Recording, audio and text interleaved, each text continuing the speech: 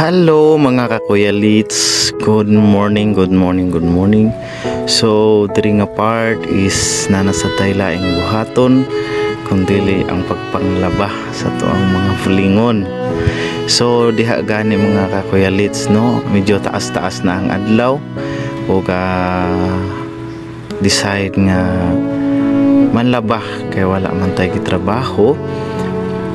So padulong ko ana nganto sa ko ang ate nga si Ate Jinelin. So while naglakaw ko,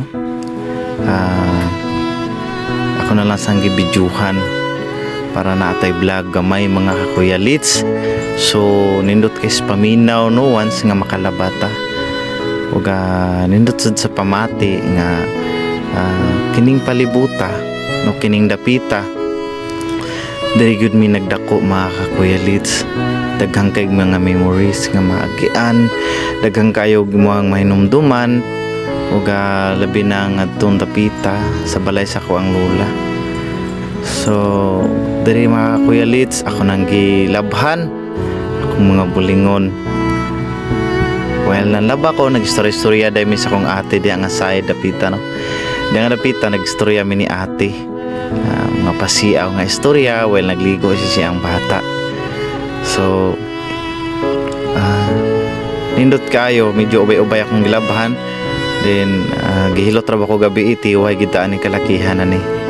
So diya nga side medyo naglingaw na ang mga topic about sa mga own personal nga mga pang istoryahan.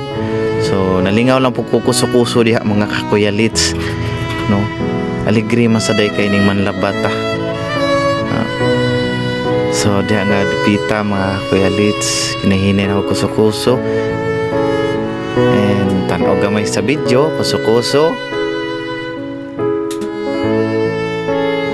Ug dining dapita mga kakuya Leeds makita ginato ang pagkasagana sa mga baka mga kakuya Leeds.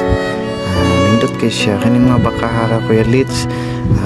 Baka ni Ate Glinda no naga siya dia karon while nagtugway sad siya sa baka o nagpalawog siya sa baka is nagistorya-istorya sa mi gamay about siya.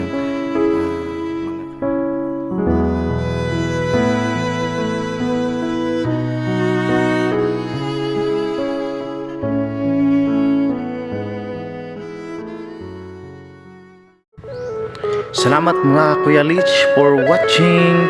Please subscribe our channel.